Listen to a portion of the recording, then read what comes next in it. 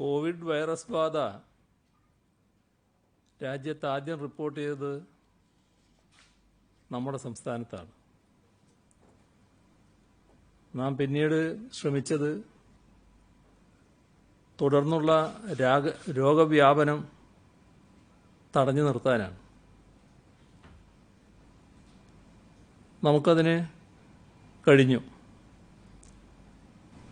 ഇപ്പോൾ കോവിഡ് പ്രതിരോധത്തിൻ്റെ പുതിയൊരു ഘട്ടത്തിലേക്കാണ് നാം കടക്കുന്നത്. മറ്റ് രാജ്യങ്ങളിൽ നിന്നും സംസ്ഥാനങ്ങളിൽ നിന്നും പ്രവാസികളായ നമ്മുടെ സഹോദരങ്ങൾ തിരിച്ചെത്തി തുടങ്ങി. ഈ ആഴ്ച മുതൽ കൂടുതൽ പേർ നാട്ടിലേക്ക് തിരിച്ചെത്തുകയാണ്. രോഗബാധിത മേഖലകളിൽ നിന്ന് വരുന്നവരെയും അവരുടെ കുടുംബാംഗങ്ങളെയും സംരക്ഷിച്ചു നിർത്തുക, സമൂഹവ്യാപനമെന്ന ഭീഷണിയെ അകറ്റി നിർത്തുക, ഇതൊക്കെയാണ് നമുക്ക് മുന്നിലുള്ള ലക്ഷ്യങ്ങൾ. ഇപ്പോൾ 32 രോഗബാധിതരാണ് നമ്മുടെ സംസ്ഥാനത്തുള്ളത്. ഈ 32-ൽ 23 പേർക്കും വൈറസ് ബാധിച്ചത് കേരളത്തിന് പുറത്തു നിന്നാണ്. ചെന്നൈയിൽ നിന്ന് വന്ന 6 പേര്, മഹാരാഷ്ട്രയിൽ നിന്ന് വന്ന 4 പേര്, നിസാമുദ്ദീനിൽ നിന്ന് വന്ന 2 പേര്, വിദേശത്ത് നിന്ന് വന്ന 11 പേര്. ഇത് കഴിഞ്ഞാൽ സമ്പർക്കത്തിലൂടെ വൈറസ് ബാധിച്ച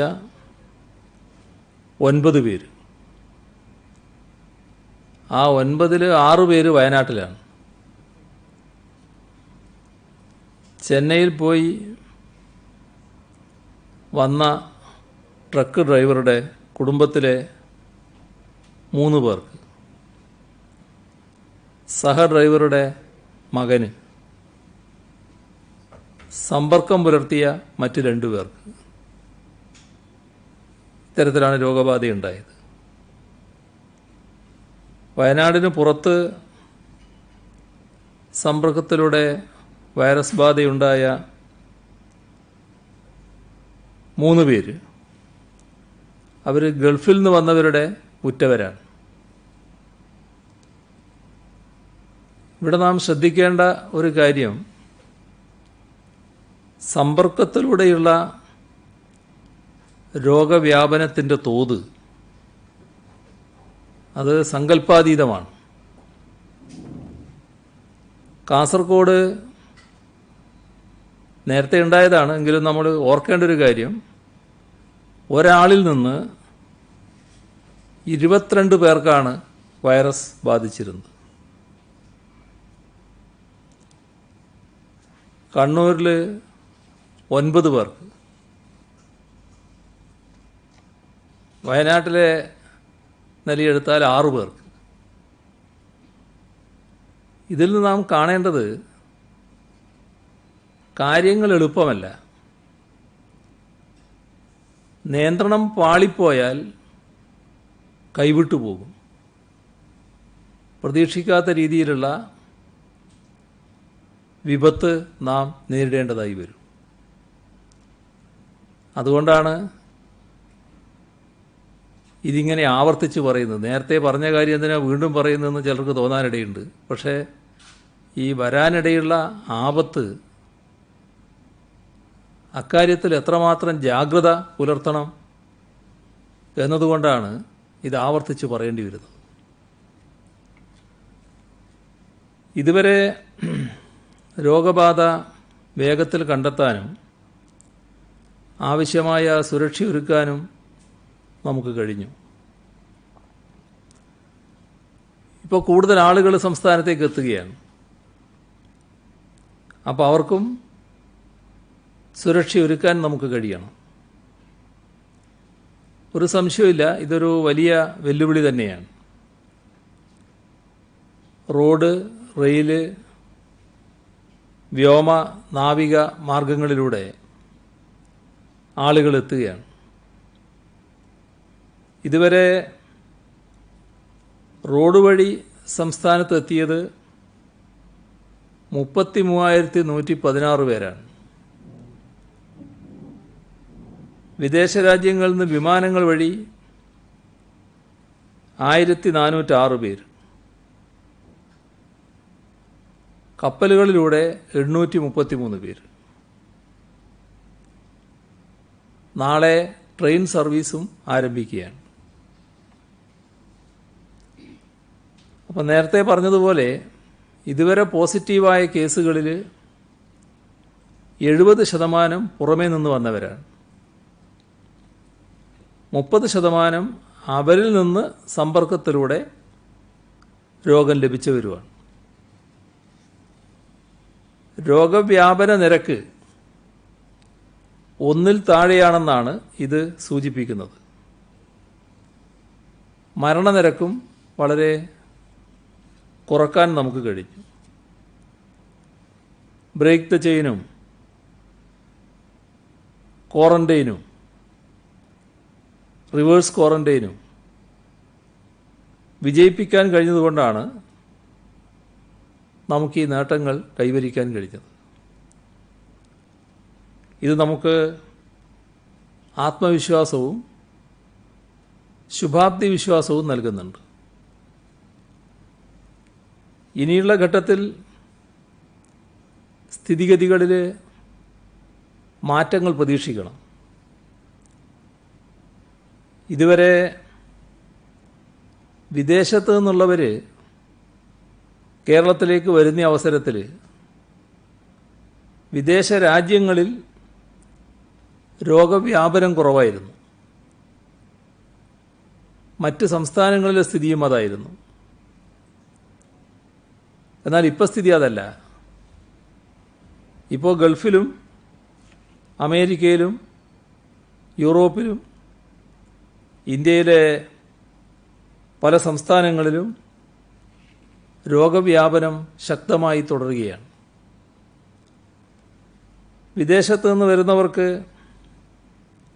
അതത് രാജ്യങ്ങളിൽ ആൻറ്റിബോഡി ടെസ്റ്റ് നടത്താൻ നിർദ്ദേശം നൽകണമെന്ന് കേന്ദ്ര സർക്കാരിനോട് സംസ്ഥാനം ആവശ്യപ്പെട്ടിട്ടുണ്ട്. രോഗവ്യാപന തോത് കുറക്കാൻ ഇത് സഹായിക്കും.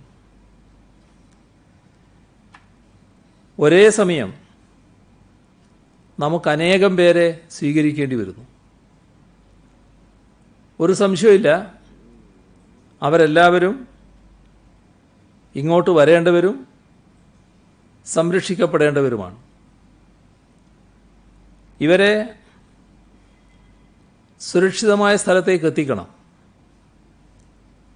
രോഗബാധയുള്ളവർക്ക് പ്രത്യേക പരിചരണം നൽകണം. വൈറസ് വ്യാപനം തടയണം. ഈ ഉത്തരവാദിത്തങ്ങൾ സംസ്ഥാനം ഏറ്റെടുക്കുകയാണ്. ഇതിനാണ് ഇതേപോലെ ലഭിച്ചതുപോലെ എല്ലാ ആളുകളുടെയും സഹായവും സഹകരണവും ഉണ്ടാകേണ്ടത്. അതുകൊണ്ട് തന്നെ നിയന്ത്രണങ്ങൾ, രോഗവ്യാപനം തടയാൻ ആവശ്യമായ നിയന്ത്രണങ്ങൾ കർശനമായി തുടരുകയും വേണം. ഈ സാഹചര്യത്തിൽ സംസ്ഥാനത്ത് എത്തുന്നവരെക്കുറിച്ചുള്ള എല്ലാ വിവരങ്ങളും നിർബന്ധമായും ശേഖരിച്ചിരിക്കണം എന്ന തീരുമാനമെടുത്തിട്ടുണ്ട്. അതിൻ്റെ ഭാഗമായാണ് കോവിഡ് ജാഗ്രത വെബ് പോർട്ടലിൽ രജിസ്ട്രേഷനും പാസും നിർബന്ധമാക്കിയത്. നമ്മുടെ സഹോദരങ്ങൾ മറ്റു പല സ്ഥലത്തും അനുഭവിക്കേണ്ടി വരുന്ന പ്രയാസത്തെക്കുറിച്ച് എല്ലാവർക്കും നല്ല ബോധ്യമുണ്ട്. സുരക്ഷിതമല്ലാതെ സംസ്ഥാനത്തേക്കുള്ള യാത്രകൾ ആ പ്രയാസം വർദ്ധിപ്പിക്കാൻ മാത്രമേ ആത്യന്തികമായി ഉപകരിക്കൂ. ഓരോരുത്തരുടെയും സുരക്ഷ ഈ നാടിൻ്റെ സുരക്ഷയാണ് എന്ന് എല്ലാവരും, അത് പുറത്തുനിന്ന് വരുന്നവരായാലും ഇവിടെയുള്ളവരായാലും ഓർക്കേണ്ടതുണ്ട്. അന്യസംസ്ഥാനങ്ങളിൽ നിന്ന് വരുന്നവർക്ക് ഹോം ക്വാറന്റൈൻ ഇപ്പോൾ അനുവദിക്കുന്നുണ്ട്. ഹോം ക്വാറന്റൈൻ എന്നത് ഫലത്തിൽ റൂം ക്വാറന്റൈൻ എന്നതായി മാറണം.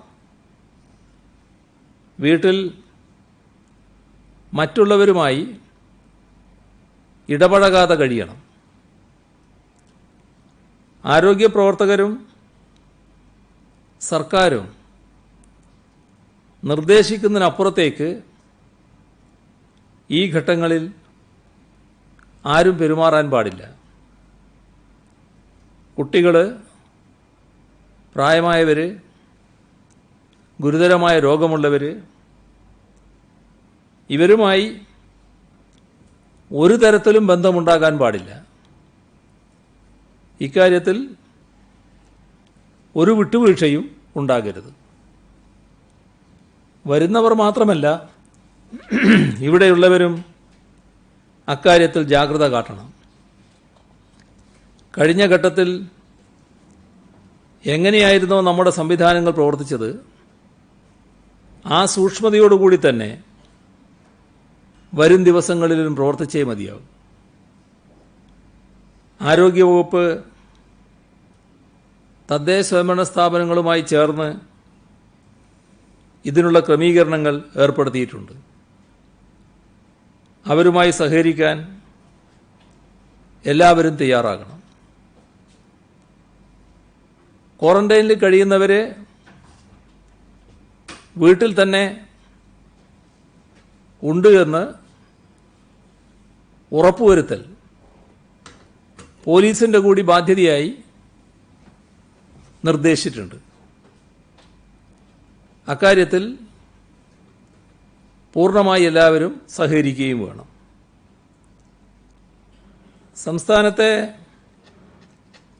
ജനജീവിതം സാധാരണ നിലയിലേക്ക് മാറി വരുന്നുണ്ട്. പക്ഷേ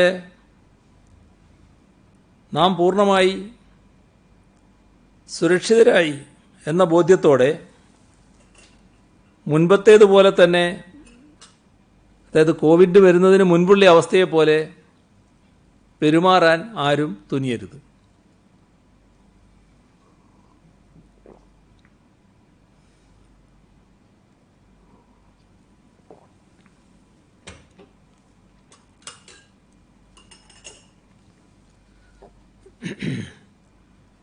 ഇന്ന് പരിശോധനാ ഫലം 5 പേർക്ക് പോസിറ്റീവാണ്.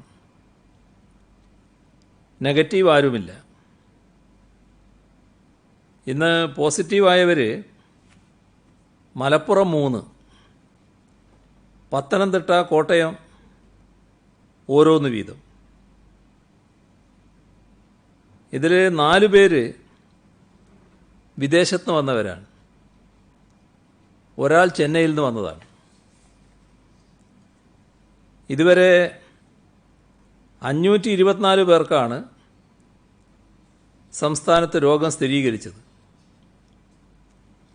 അതിൽ 32 പേർ ഇപ്പോൾ ചികിത്സയിലാണ്. 31,616 പേരാണ് നിരീക്ഷണത്തിൽ ഇപ്പോഴുള്ളത്. 31,143 പേർ വീടുകളിലാണ്. ആശുപത്രികളിലുള്ളത് 473 പേരാണ്. 95 പേരെയാണ് ഇന്ന് ആശുപത്രിയിൽ പ്രവേശിപ്പിച്ചത്. ഇതുവരെ 38,547 സാമ്പിളുകളാണ് പരിശോധനയ്ക്ക് അയച്ചത്. 37,727 എണ്ണം രോഗബാധയില്ല എന്ന് ഉറപ്പാക്കിയിട്ടുണ്ട്. സെന്റിനൽ സർവൈലൻസിൻ്റെ ഭാഗമായി മുൻഗണനാ വിഭാഗത്തിൽപ്പെട്ട 3,914 സാമ്പിളുകൾ ശേഖരിച്ചതിൽ 3,894 നെഗറ്റീവായിട്ടുണ്ട്. സംസ്ഥാനത്ത് ഹോട്ട്സ്പോട്ടുകൾ 34 തിരുവനന്തപുരം, ആലപ്പുഴ, കൊല്ലം ജില്ലകളിൽ ഇപ്പോൾ ആരും കൊറോണ ബാധിച്ച് ചികിത്സയിലില്ല. മലപ്പുറം സ്വദേശിയായ വ്യക്തിയാണ് കോഴിക്കോട് ചികിത്സയിലുള്ളത്. ഇന്നത്തെ ദിനത്തിൻ്റെ പ്രത്യേകത, ഇന്ന് അന്താരാഷ്ട്ര നഴ്സസ് ദിനമാണ്. സമൂഹത്തിനാകെ നഴ്സുമാർ നൽകുന്ന സംഭാവനകളെ പൊതുവിൽ ആദരിക്കാനാണ് നാം നഴ്സസ് ദിനം ആചരിക്കുന്നത്. കേരളത്തിലെ നഴ്സുമാർ നടത്തുന്ന മാതൃകാപരമായ സേവനങ്ങളുടെ നിരവധി ഉദാഹരണങ്ങൾ നമ്മുടെ മുന്നിലുണ്ട്. സേവനത്തിൻ്റെ ഭാഗമായി സ്വന്തം ജീവൻ വരെ അർപ്പിച്ച ലിനിയുടെ ഓർമ്മ നമ്മളെല്ലാവരുടെയും മനസ്സിലുണ്ട്. വയോധികരെ ശുശ്രൂഷിച്ച് കോവിഡ് ബാധിച്ച രേഷ്മയും കോവിഡ് ബാധയെ അതിജീവിച്ച് തിരികെ വീണ്ടും കോവിഡ് ബാധിതരെ ശുശ്രൂഷിക്കാൻ ഡ്യൂട്ടിക്കെത്തിയ മറ്റ് നഴ്സുമാരും ഒക്കെ ഈ നാടിൻ്റെ അഭിമാനമാണ്. നമ്മുടെ പൊതുജനാരോഗ്യ സംവിധാനത്തെ ലോകോത്തര നിലവാരത്തിലേക്ക് ഉയർത്തുന്നതിൽ നഴ്സുമാർ സ്തുത്യർഹമായ പങ്കാണ് വഹിച്ചിട്ടുള്ളത്. ലോകം ആദരിക്കുന്ന കേരളത്തിൻ്റെ കോവിഡ് പ്രതിരോധത്തിൻ്റെ കീർത്തിയുടെ വലിയൊരു പങ്കും നമ്മുടെ വിവിധ മേഖലകളിൽ പ്രവർത്തിക്കുന്ന എല്ലാ നഴ്സുമാർക്കും അവകാശപ്പെട്ടതാണ്. ആരോഗ്യ പ്രവർത്തകരുടെ സുരക്ഷ ഉറപ്പാക്കുന്നതിലാകട്ടെ കേരള സർക്കാർ വലിയ നിഷ്കർഷയാണ് പുലർത്തിപ്പോരുന്നത്. കേരളത്തിൽ മാത്രമല്ല, ലോകത്തെമ്പാടും മലയാളി നഴ്സുമാരുടെ സേവനം പ്രശംസ പിടിച്ചുപറ്റിയിട്ടുണ്ട്. പല സർക്കാരുകളും അവരുടെ സേവനങ്ങളെ പ്രത്യേകമായി അഭിനന്ദിച്ചിട്ടുമുണ്ട്. ഈ മഹാമാരിയെ ചെറുക്കുന്നതിൽ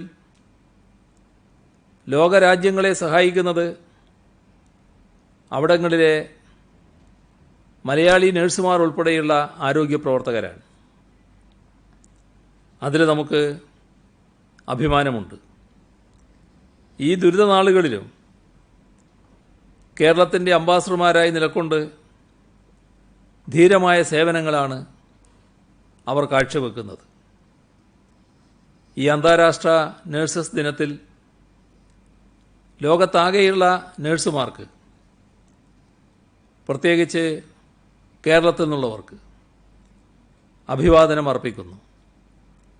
നിങ്ങൾ നടത്തുന്ന നിസ്വാർത്ഥ സേവനങ്ങൾക്ക് ഈ നാടും ലോകവും നിങ്ങൾക്ക് കടപ്പെട്ടിരിക്കുന്നു. ഇതുവരെ ഇതര സംസ്ഥാനങ്ങളിൽ നിന്ന് റോഡ് വഴി 33,000-ലധികം പേർ നാട്ടിലെത്തിയിട്ടുണ്ട്. ഇതിൽ 19,000 പേരും റെഡ് സോൺ ജില്ലകളിൽ നിന്ന് വന്നവരാണ്. ആകെ പാസിനു വേണ്ടി അപേക്ഷിച്ച 1,33,000 പേരുണ്ട്. അതിൽ 72,800 പേർ റെഡ് സോൺ ജില്ലകളിൽ നിന്നുള്ളവരാണ്. 89,950 പാസുകളാണ് ഇതുവരെ നൽകിയത്. അതിൽ 45,157 പേർ റെഡ് സോൺ ജില്ലകളിൽ നിന്നുള്ളവരാണ്. ഇതെല്ലാം പകുതിയിലധികം വരികയാണെന്ന് നമ്മൾ കാണണം. മെയ് 7 മുതൽ വിദേശത്ത് നിന്ന് വന്ന 7 പേർക്ക് രോഗം സ്ഥിരീകരിച്ചത് കൊണ്ട് തന്നെ ആ വിമാനങ്ങളിൽ യാത്ര ചെയ്ത മുഴുവൻ പേരെയും പ്രത്യേക നിരീക്ഷണത്തിൽ ആക്കിയിരിക്കുകയാണ്. അവരുടെ കാര്യത്തിൽ വലിയ ജാഗ്രത ആരോഗ്യ വിഭാഗം പുലർത്തുന്നുണ്ട്. ഹോം ക്വാറന്റൈൻ ആയാലും സർക്കാർ ഒരുക്കുന്ന ക്വാറന്റൈൻ ആയാലും തദ്ദേശഭരണ സ്ഥാപനങ്ങൾക്കാണ് അതിൻ്റെ ചുമതല. അപ്പോൾ ഇത് സംബന്ധിച്ച എല്ലാ വിവരങ്ങളും കൃത്യമായി തദ്ദേശഭരണ സ്ഥാപനങ്ങൾക്ക് കൈമാറിയെന്ന് ഉറപ്പാക്കണം. വാർഡ് തല സമിതികൾ ഓരോ വാർഡിലും പ്രവർത്തിക്കുന്നുണ്ട്. അവർ സ്തുത്യർഹമായ സേവനം തന്നെ തുറന്ന് നടത്തേണ്ടതായിട്ടുണ്ട്. അതോടൊപ്പം ക്വാറന്റൈനിൽ കഴിയുന്നവരുടെ കാര്യത്തിൽ പോലീസിൻ്റെ പ്രത്യേക ശ്രദ്ധയും ഉണ്ടാവും. വിമാനത്താവളത്തിലോ റെയിൽവേ സ്റ്റേഷനിലോ അതിർത്തി ചെക്ക് പോസ്റ്റിൽ റോഡ് വഴിയോ എത്തുന്ന ആളുകൾ വീടുകളിലോ സർക്കാർ ക്വാറന്റൈനിലോ എത്തിയെന്ന് ഉറപ്പാക്കുന്ന ചുമതല പോലീസിനാണ്. അപ്പോൾ ഒരാൾ കടന്നു വരുന്ന ആ പോയിന്റ് മുതൽ ക്വാറന്റൈനിൽ പ്രവേശിക്കുന്നതുവരെയുള്ള കാര്യങ്ങൾ ഉറപ്പാക്കാൻ പോലീസിന് ബാധ്യതയുണ്ട്. വീട്ടിലേക്ക് പോകുന്നവർ ഒരു കാരണവശാലും വഴിക്കെവിടെയും ഇറങ്ങാൻ പാടില്ല. സ്പെഷ്യൽ ട്രെയിനിലെത്തുന്നവരുടെ സുരക്ഷാ പരിശോധന ഏകോപിപ്പിക്കുന്നതിന് DIG A അക്ബറിനാണ് ചുമതല നൽകിയിട്ടുള്ളത്. പ്രധാന റെയിൽവേ സ്റ്റേഷനുകളിൽ SP റാങ്കിലുള്ള ഉദ്യോഗസ്ഥരെ സ്പെഷ്യൽ ഓഫീസർമാരായി നിയമിച്ചിട്ടുണ്ട്. റെയിൽവേ ടിക്കറ്റ് എടുക്കുന്നവർ കോവിഡ് ജാഗ്രതാ പോർട്ടലിൽ നിന്ന് പാസ് വാങ്ങണമെന്ന് നിഷ്കർഷിച്ചിട്ടുണ്ട്. ഇതുവരെ പാസിന് അപേക്ഷിക്കാത്തവർ ടിക്കറ്റ് എടുത്തിട്ടുണ്ടെങ്കിൽ പുതുതായി അപേക്ഷിക്കാനുള്ള സൗകര്യമുണ്ടാവും. ഒരു ടിക്കറ്റിൽ ഉൾപ്പെട്ട എല്ലാവരുടെയും വിശദാംശങ്ങൾ പാസിനുള്ള അപേക്ഷയിൽ ഒറ്റ ഗ്രൂപ്പായി രേഖപ്പെടുത്തണം. ഇവിടെ എത്തിയാൽ വൈദ്യപരിശോധനയ്ക്ക് ശേഷം രോഗലക്ഷണമൊന്നുമില്ലാത്തവർ 14 ദിവസത്തെ നിർബന്ധിത ഹോം ക്വാറന്റൈനിൽ പ്രവേശിക്കണം. ഹോം ക്വാറന്റൈൻ പാലിക്കാത്ത നിലയുണ്ടായാൽ അവരെ ഇൻസ്റ്റിറ്റ്യൂഷണൽ ക്വാറന്റൈനിലേക്ക് മാറ്റും. രോഗലക്ഷണമുള്ളവരെ തുടർ പരിശോധനകൾക്ക് വിധേയമാക്കും. റെയിൽവേ സ്റ്റേഷനിൽ നിന്നും വീടുകളിലേക്ക് യാത്രക്കാരെ കൊണ്ടുപോകാൻ ഡ്രൈവർ മാത്രമുള്ള വാഹനങ്ങൾ അനുവദിക്കും. അതോടൊപ്പം തന്നെ റെയിൽവേ സ്റ്റേഷനിൽ നിന്ന് വിവിധ സ്ഥലങ്ങളിലേക്ക് KSRTC ബസ്സുകളും ഉണ്ടാവും. COVID-19 ജാഗ്രതാ പോർട്ടലിന് ഈ പോർട്ടലിൽ പാസിന് അപേക്ഷിക്കാതെ വരുന്ന യാത്രക്കാർ 14 ദിവസം നിർബന്ധിത ഇൻസ്റ്റിറ്റ്യൂഷണൽ ക്വാറന്റൈനിൽ പോകേണ്ടി വരും. അതിർത്തിയിലൂടെ റോഡ് മാർഗം ആളുകൾ ധാരാളമായി കടന്നു വരുന്നുണ്ട്. ഇപ്പോൾ ചെക്ക് പോസ്റ്റുകളിൽ കൂടുതൽ സൗകര്യവും സജ്ജീകരണവും ഉണ്ടാക്കണമെന്ന് നിർദ്ദേശിച്ചിട്ടുണ്ട്. ഒരു വഴിക്ക് ഒരു ദിവസം കടന്നു വരാവുന്ന ആളുകളുടെ എണ്ണം കൃത്യമായി കണക്കാക്കി പരമാവധി ആളുകളെ ആ വഴിക്ക് കടത്തിക്കൊണ്ടുവരാനാണ് ശ്രമിക്കുക. വളരെ കൂടുതൽ ആൾ വന്നാൽ സാധാരണഗതിയിൽ പിറ്റേ ദിവസത്തേക്ക് പാസ് അനുവദിക്കുന്ന നിലയാണ് ഉണ്ടാവുക. അപ്പോൾ എന്തുകൊണ്ടാണ് ഇന്ന് കിട്ടാത്തത് എന്ന് ആശങ്കപ്പെടേണ്ട കാര്യമില്ല. നേരത്തെ തന്നെ പാസ് അനുവദിക്കുകയാണ്. ഇവിടെ എത്തിയിട്ട് തീരുമാനിക്കുന്നതല്ല. ഇന്ന ദിവസം എത്തണമെന്ന് നേരത്തെ തീരുമാനിക്കുന്നുണ്ട്. അപ്പോൾ ഒരു ചെക്ക് പോസ്റ്റിൽ പരമാവധി ആളുകളെ ഉൾക്കൊള്ളാവുന്നത്ര പാസ്സാണ് ഒരു ദിവസം അനുവദിക്കുക. ട്രെയിനിൽ റെയിൽവേ ഓപ്പൺ ബുക്കിംഗ് ആണ് ആരംഭിച്ചിട്ടുള്ളത്. അപ്പോൾ ഇവിടെ ഇറങ്ങുന്ന മുഴുവൻ പേരെയും പരിശോധിക്കേണ്ടതുണ്ട്. അവരതിനുശേഷം ക്വാറന്റൈനിന് വിധേയമാവുകയും വേണം. ഇപ്പോൾ വിമാനത്താവളങ്ങളിലുള്ളതുപോലെ തന്നെ റെയിൽവേ സ്റ്റേഷനിൽ വിപുലമായ പരിശോധനാ സംവിധാനം ഏർപ്പെടുത്തും. ഇപ്പോൾ റെയിൽവേ പ്രഖ്യാപിച്ചിട്ടുള്ളത് തിരുവനന്തപുരത്തേക്ക് വരുന്ന വണ്ടിക്ക് കോഴിക്കോടും എറണാകുളത്തും മാത്രമായിരിക്കും സ്റ്റോപ്പ്. ഇത് കൂടുതൽ ബുദ്ധിമുട്ടുണ്ടാക്കും. കാസർഗോഡ് എത്തേണ്ടവർ സമീപ സ്റ്റേഷനായ മംഗലാപുരത്തിറങ്ങി കേരളത്തിലേക്ക് വരുന്ന സാഹചര്യമുണ്ടാകും. കണ്ണൂരിൻ്റെ വടക്കൻ പ്രദേശങ്ങളിലുള്ളവരും മംഗലാപുരത്തിറങ്ങി വരുന്ന സാഹചര്യമുണ്ടാകും. ഇതുകൊണ്ടാണ് ഈ ബുദ്ധിമുട്ട് ഒഴിവാക്കുന്നതിനാണ് കേരളം നിർദ്ദേശിച്ചിട്ടുള്ളത് രാജധാനി നിർത്തുന്ന എല്ലാ സ്റ്റോപ്പുകളിലും ഈ ട്രെയിനുകളും നിർത്തണം. ഇതാണ് കേരളം റെയിൽവേയോട് ആവശ്യപ്പെട്ടിരിക്കുന്നത്. വേറൊരു പ്രശ്നം നിലനിൽക്കുന്നത് ട്രെയിനുകൾ AC ട്രെയിനുകളാണ്. ഇത് ദിവസങ്ങളെടുത്തുള്ള യാത്ര രോഗം പടരുന്നതിന് കൂടുതൽ സാധ്യത നൽകുന്നതാണ്. ഇത് വിവിധ രാജ്യങ്ങളിലെ അനുഭവം തെളിയിച്ചതാണ്. ട്രെയിനുകൾ മാത്രമല്ല, എയർ കണ്ടീഷൻ വാഹനത്തിലുള്ള സഞ്ചാരം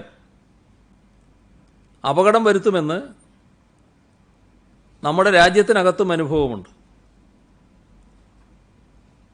പഞ്ചാബിൽ ഹസൂർ സാഹിബിൽ നിന്ന് AC ബസ്സുകളിൽ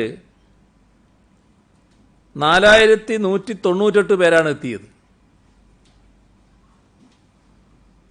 അവരെ പരിശോധന കഴിഞ്ഞപ്പോൾ 1217 പേർക്ക് വൈറസ് ബാധയുണ്ടായി. ആ യാത്രക്കിടയിലാണ് വൻതോതിൽ രോഗം പടർന്നത്. അപ്പോൾ നല്ലത് നോൺ AC ട്രെയിനുകളാണ്, നോൺ AC വാഹനങ്ങളുമാണ്. ഇക്കാര്യം കേന്ദ്ര സർക്കാരിൻ്റെയും റെയിൽവേയുടെയും ശ്രദ്ധയിൽപ്പെടുത്തും. മറ്റ് സംസ്ഥാനങ്ങളിൽ കുടുങ്ങിക്കിടക്കുന്നവരെ കൊണ്ടുവരാൻ വേണ്ടി പോകുന്ന വാഹനങ്ങളിലെ ഡ്രൈവർമാർ രോഗലക്ഷണമില്ലെങ്കിൽ ക്വാറന്റൈനിൽ പോകേണ്ടതില്ല. ഗൾഫ് നാടുകളിലെ കൊറോണ ഭീതിയിൽ കഴിയുന്ന ഗർഭിണികളെയും കുട്ടികളെയും ഇതര രോഗബാധിതരായ വയോധികരെയും നാട്ടിലെത്തിക്കാൻ പ്രത്യേക വിമാനം ഏർപ്പെടുത്തണമെന്ന് വിദേശകാര്യമന്ത്രി ജയശങ്കറിനോട് അഭ്യർത്ഥിച്ചിട്ടുണ്ട്. ഇപ്പോൾ വരുന്നവരിൽ 20% ഗർഭിണികൾ. നിരവധി പേർ അവിടെ നിന്ന് ആവശ്യപ്പെടുന്നുണ്ട്. എപ്പോഴാണ് അവർക്ക് വരാൻ കഴിയുക എന്നുള്ള ആശങ്കയുണ്ട്. അത് വേഗം തന്നെ പരിഹരിക്കണമെന്നുള്ളതുകൊണ്ടാണ് ഇത്തരത്തിലൊരു ആവശ്യം ഉന്നയിച്ചിരിക്കുന്നത്. അപ്പോൾ ഗർഭിണികൾക്ക് സവിശേഷ പരിഗണന നൽകണം. നിലവിൽ ചാർട്ട് ചെയ്ത വിമാനങ്ങളിൽ കൂടുതൽ സീറ്റ് അവർക്കായി നീക്കിവെക്കണം. ഗർഭിണികൾ തന്നെ പ്രസവ തീയതി അടുത്തവരെ ഏറ്റവും മുൻഗണന നൽകി എത്തിക്കാൻ പ്രത്യേകം ശ്രദ്ധിക്കണം. നമ്മുടെ സംസ്ഥാനത്ത് നിന്ന് അതിഥി തൊഴിലാളികളുമായി 26 ട്രെയിനുകൾ പോയിട്ടുണ്ട്. 29,366 പേരാണ് തിരിച്ചുപോയത്. ബീഹാറിലേക്കാണ് കൂടുതൽ ട്രെയിനുകൾ പോയത്, 9 എണ്ണം. പ്രധാനമന്ത്രിയുമായി ഇന്നലെ നടത്തിയ വീഡിയോ കോൺഫറൻസിൽ സംസ്ഥാനത്തിൻ്റെ അഭിപ്രായങ്ങളും നിർദ്ദേശങ്ങളും അവതരിപ്പിച്ചിട്ടുണ്ട്. ലോക്ക്ഡൗൺ സംബന്ധിച്ചും കോവിഡ് പ്രതിരോധ പ്രവർത്തനങ്ങൾ സംബന്ധിച്ചും സംസ്ഥാനങ്ങൾക്കുള്ള നിർദ്ദേശങ്ങൾ 15-ന് മുൻപ് സമർപ്പിക്കാൻ പ്രധാനമന്ത്രി നിർദ്ദേശിച്ചിട്ടുണ്ട്. കേരളത്തിൻ്റെ നിർദ്ദേശങ്ങൾ ഇന്ന് തന്നെ കേന്ദ്രത്തിന് സമർപ്പിക്കുന്നതാണ്. സംസ്ഥാനത്ത് ആഭ്യന്തര വിമാനയാത്ര ആരോഗ്യ സുരക്ഷാ മാനദണ്ഡങ്ങൾ പാലിച്ച് അനുവദിക്കണമെന്നാണ് നാം ഉന്നയിക്കുന്നത്. അതേപോലെ തന്നെ സംസ്ഥാനത്തിനകത്ത് പാസഞ്ചർ ട്രെയിനുകളും അനുവദിക്കണം. കർശനമായ സുരക്ഷാ നിബന്ധനകളോടെ മെട്രോ റെയിൽ സർവീസ് പുനരാരംഭിക്കാം. പക്ഷേ അന്തർ സംസ്ഥാന ട്രെയിൻ സർവീസിന് സമയമായിട്ടില്ല. അതേസമയം മുംബൈ, അഹമ്മദാബാദ്, ഡൽഹി, കൊൽക്കത്ത, ഹൈദരാബാദ്, ചെന്നൈ, ബാംഗ്ലൂർ മുതലായ നഗരങ്ങളിൽ നിന്ന് നോൺ സ്റ്റോപ്പ് ട്രെയിനുകൾ കേരളത്തിലേക്ക് വരണം. അതനുവദിക്കണം. ജില്ലക്കകത്ത് ബസ് സർവീസാകാം. യാത്രക്കാരുടെ എണ്ണം പരിമിതപ്പെടുത്തുകയും കർശനമായ സുരക്ഷാ മാനദണ്ഡങ്ങൾ പാലിക്കുകയും ചെയ്തുകൊണ്ട് ബസ് സർവീസ് അനുവദിക്കണമെന്നാണ് കേരളത്തിൻ്റെ നിർദ്ദേശം. എന്നാൽ ജില്ല വിട്ടുള്ള ബസ് സർവീസിന് സമയമായിട്ടില്ല.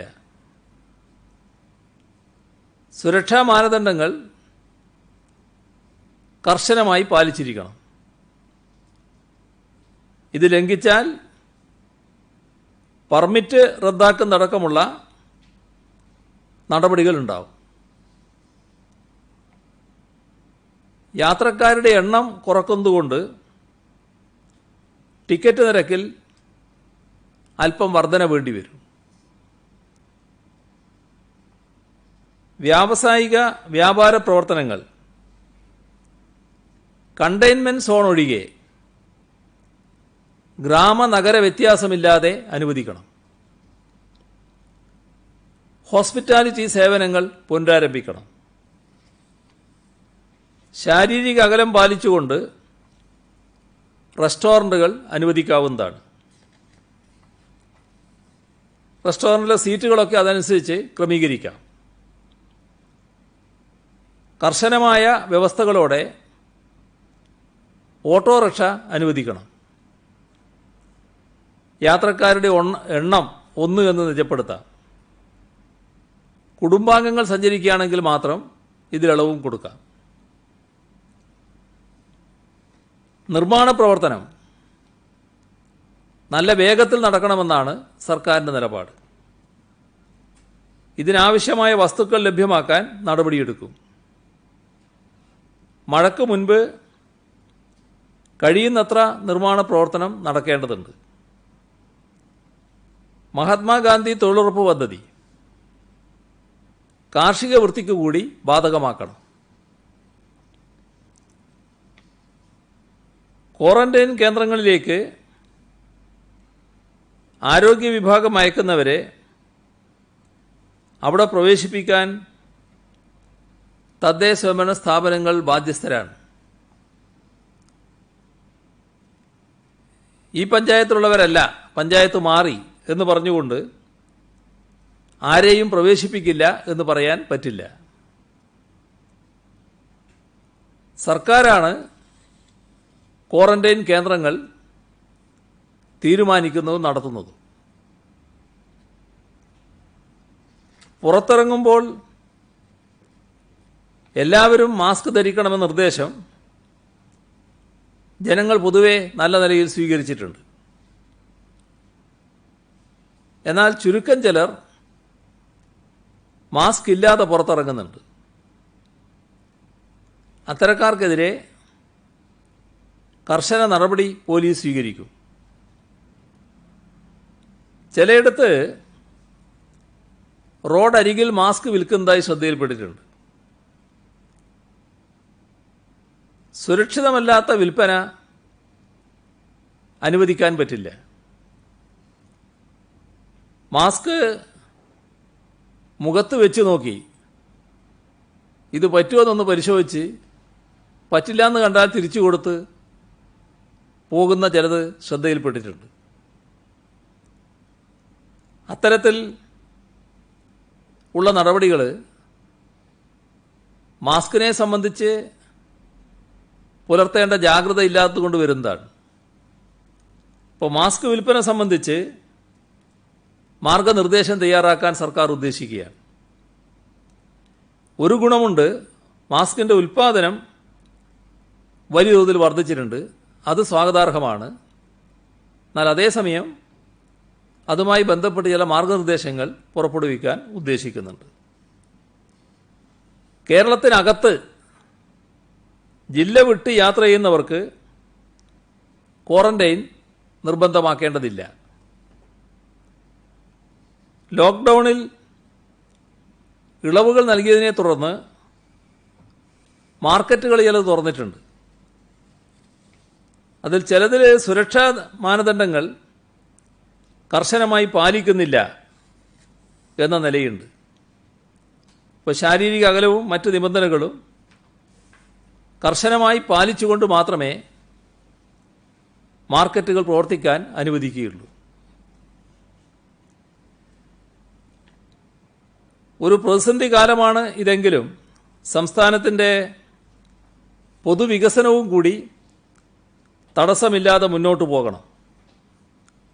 കേരളത്തിൻ്റെ വർഷങ്ങളായുള്ള ആവശ്യമായിരുന്നു ദേശീയപാത വികസന പ്രവർത്തനം. ഏതായാലും അതിന് തുടക്കമാകാൻ പോവുകയാണ്. ആദ്യഘട്ടമായി തലപ്പാടി ചെങ്കള റീച്ചിൻ്റെ പ്രവൃത്തിക്ക് അംഗീകാരം ലഭിച്ചു കഴിഞ്ഞു. ഭാരത്മാല പരിയോജന പദ്ധതിയുടെ ഭാഗമായി ഹൈബ്രിഡ് ആന്വിറ്റി മോഡിലാണ് പദ്ധതി നടപ്പിലാക്കുക. പദ്ധതിക്ക് സ്റ്റാൻഡിംഗ് ഫിനാൻസ് കമ്മിറ്റി അംഗീകാരം നൽകി. ഉപരിതല ഗതാഗത വകുപ്പിൻ്റെ ഉത്തരവിറങ്ങിയാൽ ബിഡ് ഓപ്പൺ ചെയ്ത് ടെൻഡർ നടപടി പൂർത്തിയാക്കാൻ കഴിയും. ദേശീയപാതാ വികസനത്തിനായി സർക്കാർ അധികാരമേറ്റതു മുതൽ നടത്തുന്ന പ്രവർത്തനങ്ങൾ എല്ലാവർക്കും അറിയാവുന്നതാണ്.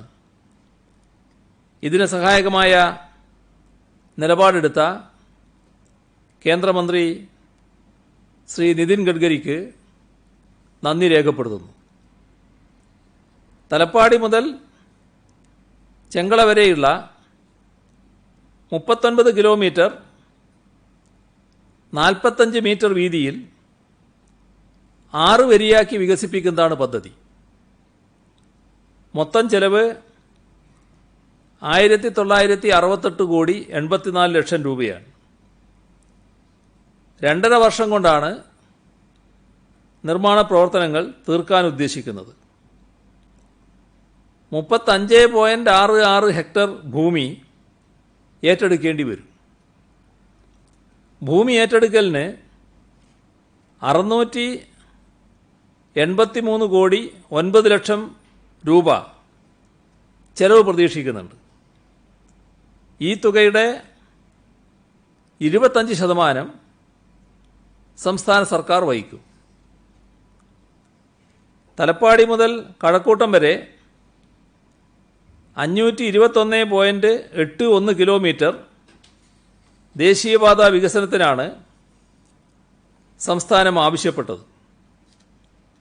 ഇതിൽ 266.22 കിലോമീറ്റർ ദൂരം വികസിപ്പിക്കാനുള്ള 8 പദ്ധതികൾ ഈ വർഷം ആരംഭിക്കാനാണ് ലക്ഷ്യമിടുന്നത്. 18 കിലോമീറ്റർ ദൂരമുള്ള തലശ്ശേരി മാഹി ബൈപ്പാസ് പ്രവൃത്തി പുരോഗമിക്കുകയാണ്. 28.6 കിലോമീറ്റർ ദൂരത്തിലുള്ള കോഴിക്കോട് ബൈപ്പാസ് 6 വരിയാക്കി വികസിപ്പിക്കുന്നതിനുള്ള നടപടികളും ആരംഭിച്ചിട്ടുണ്ട്. ഭൂമി ഏറ്റെടുക്കലടക്കം 20,000 കോടിയോളം രൂപ ഈ പ്രവർത്തനങ്ങൾക്കായി ചെലവഴിക്കപ്പെടും. ഇപ്പോഴത്തെ സാഹചര്യത്തിൽ ഈ പ്രവൃത്തികൾ തൊഴിൽ സാധ്യത കൂടി വർദ്ധിപ്പിക്കുന്ന ഒന്നായി മാറും. സംസ്ഥാനത്തിൻ്റെ അടിസ്ഥാന സൗകര്യ വികസനത്തിനും ദേശീയപാത വികസനം മുതൽക്കൂട്ടാകും.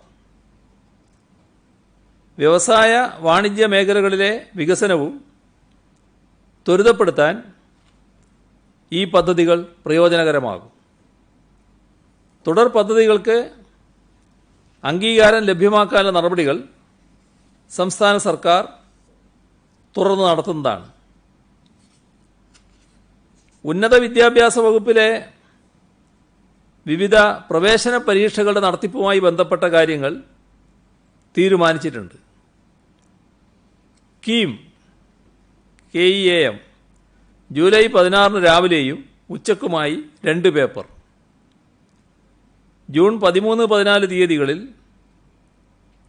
3, 5 വർഷ LLB ഓൺലൈൻ മുഖേന, ജൂൺ 21 MBA ഓൺലൈൻ മുഖേന, ജൂലൈ 4 MCA ഈ തരത്തിലാണ് ക്രമീകരിച്ചിരിക്കുന്നത്. പോളിടെക്നിക്കിന് ശേഷം ലാറ്ററൽ എൻട്രി വഴി എഞ്ചിനീയറിംഗ് പ്രവേശനത്തിന് പ്രത്യേക പ്രവേശന പരീക്ഷ ഉണ്ടാകില്ല. പകരം മാർക്കിൻ്റെ അടിസ്ഥാനത്തിൽ കമ്മീഷണർ ഓഫ് എൻട്രൻസ് എക്സാമിനേഷൻ മുഖേനയാണ് ഈ വർഷത്തെ അഡ്മിഷൻ നടത്തുക. കീം പരീക്ഷയ്ക്ക് അപേക്ഷിച്ചുള്ളവരും ഇപ്പോൾ കേരളത്തിന് പുറത്തുള്ളവരുമായ വിദ്യാർത്ഥികൾക്കും കേരളത്തിന് പുറത്തുള്ള കേന്ദ്രങ്ങളിൽ രജിസ്റ്റർ ചെയ്തിട്ടുള്ള വിദ്യാർത്ഥികൾക്കും പരീക്ഷാ കേന്ദ്രങ്ങൾ മാറ്റാൻ ഒരവസരം കൂടി ജൂൺ മാസത്തിൽ നൽകും. സംസ്ഥാനത്തെ പോളിടെക്നിക് കോളേജിൽ പഠിക്കുന്ന വിദ്യാർത്ഥികൾക്ക് അവരുടെ വീടിനടുത്തുള്ള പോളിടെക്നിക്കുകളിൽ പരീക്ഷ എഴുതാനുള്ള ക്രമീകരണം സജ്ജമാക്കും. പോളിടെക്നിക് കോളേജുകളിലെ അവസാന സെമസ്റ്റർ പരീക്ഷകൾ ജൂൺ ആദ്യവാരം ആരംഭിക്കാനും തീരുമാനിച്ചിട്ടുണ്ട്. ജൂൺ 1 തന്നെ സ്കൂളുകളിൽ ഓൺലൈൻ ക്ലാസ് ആരംഭിക്കാനാണ് ഉദ്ദേശിക്കുന്നത്. സാധാരണ നിലയിലുള്ള പ്രവർത്തനം ആരംഭിക്കുന്നതിനെക്കുറിച്ച് പിന്നീട് തീരുമാനിക്കും. ഉന്നത വിദ്യാഭ്യാസ സ്ഥാപനങ്ങളുടെ കാര്യത്തിലും ഉടനെ തീരുമാനമെടുക്കും. വിദേശത്ത് നിന്ന് നാട്ടിലേക്ക് മടങ്ങിയെത്താൻ ആഗ്രഹിക്കുന്നവരിൽ സാമ്പത്തിക പ്രയാസം അനുഭവിക്കുന്നവരെ സഹായിക്കാൻ വിവിധ സ്ഥാപനങ്ങളും വ്യക്തികളും മുന്നോട്ട് വരുന്നുണ്ട്. കൈകോർത്ത് കൈരളി എന്ന പരിപാടി കൈരളി TV പ്രഖ്യാപിച്ചിട്ടുണ്ട്. ഗൾഫിൽ നിന്ന് നാട്ടിലെത്താൻ അനുമതി കിട്ടിയിട്ടും യാത്രാക്കൂലിക്ക് ബുദ്ധിമുട്ടുന്നവരെ സഹായിക്കാനാണിത്. ആദ്യഘട്ടത്തിൽ 1000 സൗജന്യ ടിക്കറ്റ് നൽകുമെന്നാണ് അറിയിച്ചിട്ടുള്ളത്.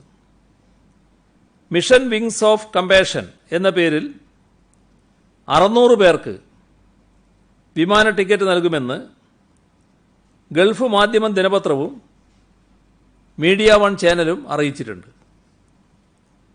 ബഹ്റൈനിൽ യാത്രാനുമതി ലഭിച്ച സാമ്പത്തികമായി പ്രയാസം അനുഭവിക്കുന്ന 100 മലയാളികൾക്ക് ടിക്കറ്റ് നൽകുമെന്ന് നോർക്ക റൂട്ട്സ് ഡയറക്ടറും പ്രമുഖ വ്യവസായിയുമായ രവിപ്പിള്ള അറിയിച്ചിട്ടുണ്ട്. ഇത്തരം മുൻകൈകൾ ശ്ലാഘനീയമാണ്, എല്ലാവരെയും അഭിനന്ദിക്കുന്നു. ദുരിതാശ്വാസ നിധി വലിയ തോതിൽ സഹായങ്ങൾ വരികയാണ്. പ്രത്യേകിച്ച് കുട്ടികൾ വലിയ താല്പര്യപൂർവ്വമാണ് അതിൽ സഹായിക്കുന്നത്. നല്ല മുൻകൈ നാട്ടിലാകെ ഉണ്ടാകുന്നുണ്ട്.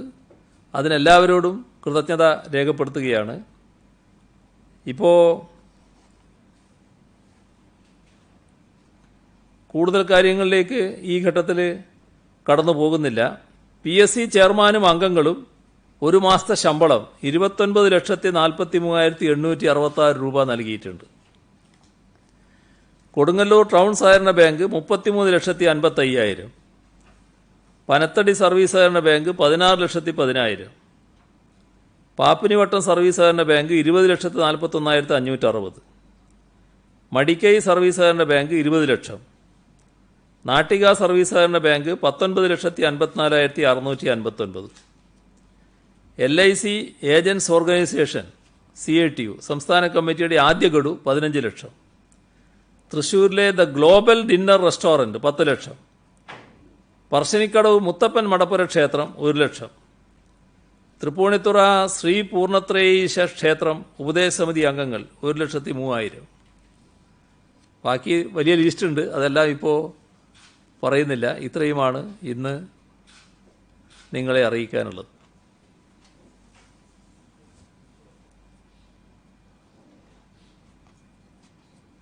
ഇന്നത്തെ രോഗികളില്ല എന്നാണ് CMO പറഞ്ഞത്. പക്ഷേ ഇന്നലത്തെ കണക്ക് പ്രകാരം കൊല്ലത്ത് 3 രോഗികളുണ്ട്. ഇന്നാണെങ്കിൽ ആർക്കും നെഗറ്റീവ് ആയിട്ടുമില്ല. രണ്ടാമത് ഈ കേരളത്തിലേക്ക് വരുന്ന ട്രെയിനുകൾ ഇതുവരെ കേരളം സ്വീകരിച്ച പ്രതിരോധ പ്രവർത്തനങ്ങളെ താളം തെറ്റിക്കാൻ സാധ്യതയില്ല.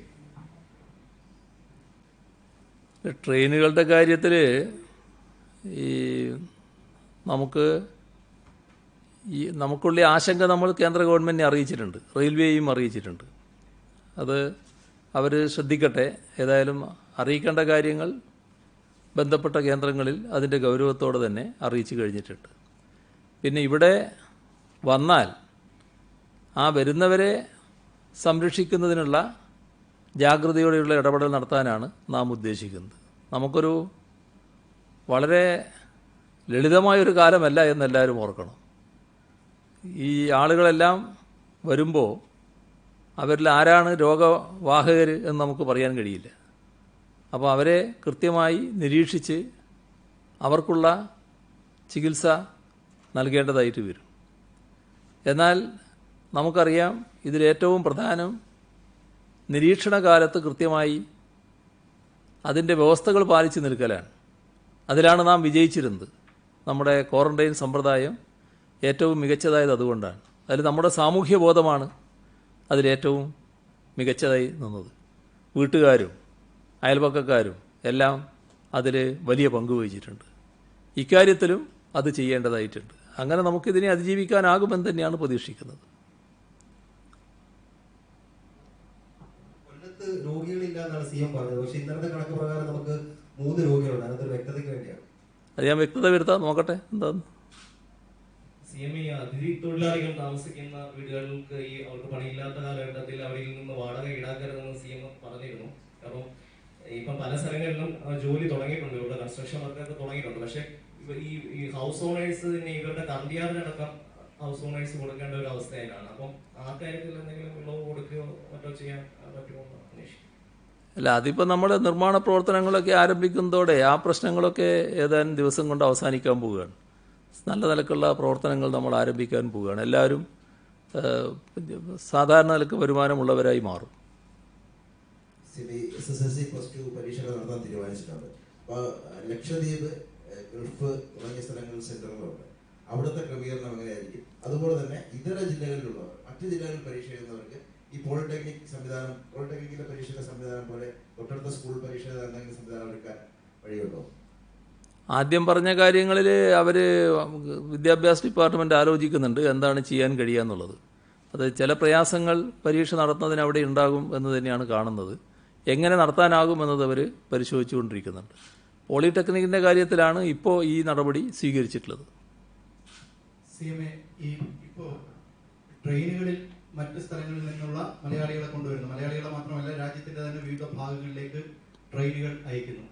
ഇപ്പോൾ നേരത്തെ ഈ ലോക്ക്ഡൌണിൽ പാലിച്ചിരുന്ന ഒരു കർശനമായ നിയന്ത്രണം ഉണ്ടായിരുന്നു. ആ നിയന്ത്രണമെല്ലാം ഇപ്പോൾ അതെല്ലാം ഉപേക്ഷിച്ചിട്ട് കേന്ദ്രം ഇനി ഇതെല്ലാം സംസ്ഥാനങ്ങൾ ചെയ്തോട്ടെ, സംസ്ഥാനങ്ങളുടെ ചുമലിലേക്ക് ഇതിന്റെ ഉത്തരവാദിത്വം എല്ലാം കൊണ്ടിടുകയാണ്. അങ്ങനെ കാണാൻ കഴിയില്ല. ഈ ആളുകൾ യാത്ര ചെയ്യണമെന്നുള്ളത് പൊതുവായിട്ടൊരു ആവശ്യമാണ്. പക്ഷേ അതിലേറ്റവും നല്ല കാര്യം ഞങ്ങൾ നിർദ്ദേശിച്ചിരുന്നു. ഇപ്പോൾ കേരളത്തിലേക്ക് വരേണ്ടവർ നമ്മുടെ നോർക്കയുടെ വെബ്സൈറ്റ് രജിസ്റ്റർ ചെയ്തിട്ടുണ്ട്. ഓരോ പട്ടണത്തിലുമുള്ളവർ, ഓരോ സ്ഥലത്തുമുള്ളവർ എത്രയാണെന്ന് കൃത്യമായിട്ട് അറിയാം. ടിക്കറ്റ് എടുക്കുന്നവർ ആ രജിസ്റ്റർ ചെയ്തവരായാൽ സ്വാഭാവികമായും നമുക്കിവിടെ നല്ല നിലക്കത് മോണിറ്റർ ചെയ്യാൻ പറ്റും. എവിടെയാണ് അവർ പോകേണ്ടതെന്ന വിശദ വിവരങ്ങളൊക്കെ നമ്മുടെ കയ്യിലുണ്ട്. ഇതിപ്പോൾ അതല്ലാത്തവർക്കും വേണമെങ്കിൽ ടിക്കറ്റ് എടുക്കാം. അങ്ങനെ ഒരു തകരാറ് അതിനകത്ത് വരുന്നുണ്ട്. അതോടൊപ്പം ഈ ട്രെയിൻ മറ്റേതെങ്കിലും സ്ഥലത്ത് നിർത്താൻ പാടില്ല വരുന്ന വഴിക്ക്. ആ നിർത്തുന്നത് ഒരു കണ്ടെയ്ൻമെൻറ്റ് സോണിൽപ്പെട്ട സ്ഥലമാണെങ്കിൽ അവിടെ ചില അപകട സാധ്യതയുണ്ട്. നിർത്തിയാൽ സ്വാഭാവികമായിട്ടും ആളുകൾ എവിടെ ഇറങ്ങും. അതുണ്ടാക്കുന്ന പ്രശ്നങ്ങളുണ്ട്. ഇവിടെ വരുമ്പോൾ നമ്മൾ റെയിൽവേയോട് പറഞ്ഞിട്ടുള്ളത് രാജധാനി എക്സ്പ്രസ് കേരളത്തിൽ ഏതെല്ലാം സ്റ്റേഷനുകൾ നിർത്തുന്നുണ്ടോ അവിടെയൊക്കെ നിർത്തണം. കേരളത്തിലെത്തുന്നത് വരെ നിർത്തേണ്ടതില്ല, നിർത്താതെ തന്നെ വരാം കേരളത്തിനകത്തേക്ക്. പക്ഷേ കേരളത്തിലെ വിവിധ ഭാഗങ്ങളിലേക്കല്ലേ പോകേണ്ടത്. ഇപ്പോൾ കോഴിക്കോടെത്തി കോഴിക്കോട് നിന്ന് ഒരാൾ കാസർഗോഡേക്കും, എറണാകുളത്തെത്തി അവിടുന്ന് ഒരാൾ തൃശ്ശൂരേക്കും പോകേണ്ട കാര്യമില്ല. ഇവിടെയൊക്കെ സാധാരണ നിലക്ക് ഈ രാജധാനി നിർത്തുന്നതാണ്, ഈ ട്രെയിനും നിർത്താവുന്നതാണ്. അങ്ങനെയൊരു നിലപാട് സ്വീകരിക്കണമെന്ന് നമ്മൾ ആവശ്യപ്പെടുന്നുണ്ട്. ആ ആവശ്യം നമ്മൾ ഇപ്പോഴും ഉപേക്ഷിച്ചിട്ടില്ല. നമ്മളിപ്പോഴും കേന്ദ്രത്തിൽ സമ്മർദ്ദം ചെലുത്തിക്കൊണ്ടിരിക്കുകയാണ്. മറ്റൊരു കുറ്റം പറയാവുന്നൊരു നിലയുണ്ടെന്ന് തോന്നുന്നില്ല.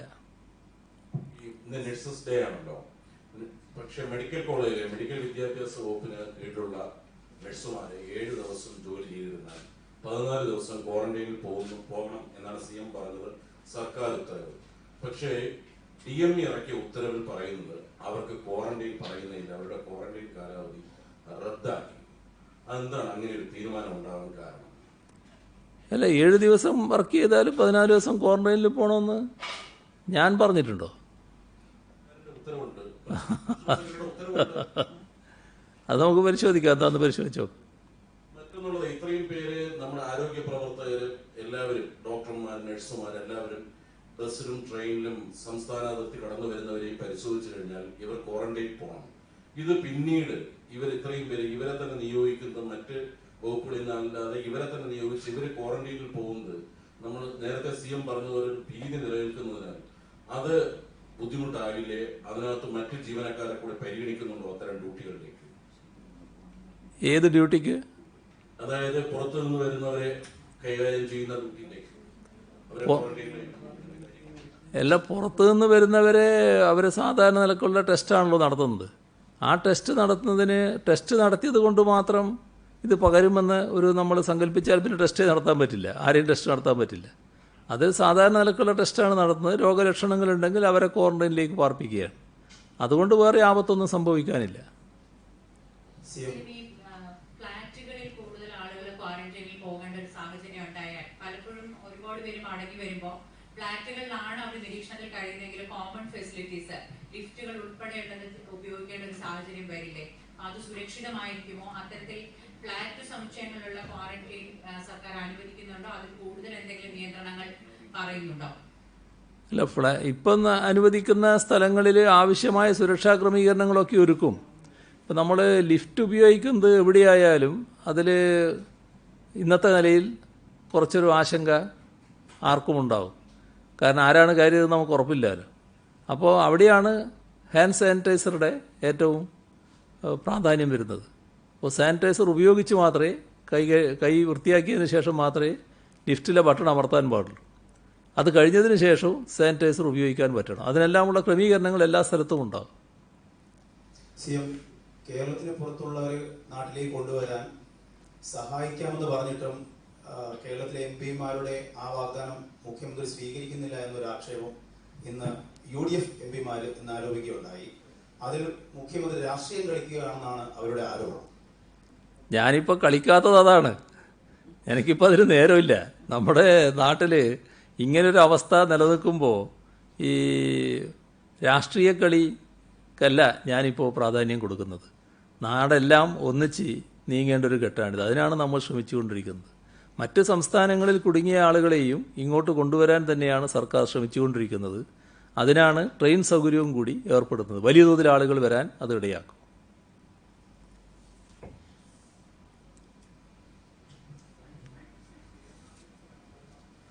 ഇവിടെ നേരത്തെ ചോദിച്ചു, തിരുവനന്തപുരം, ആലപ്പുഴ, ഇടുക്കിയാണ് രോഗികളില്ലാത്ത ജില്ലകൾ. കൊല്ലത്ത് 3 പേരുണ്ട്. അത് ഞാൻ നേരത്തെ പറഞ്ഞതിൽ ഒരു വിശക്ക് പറ്റിയതാണ്.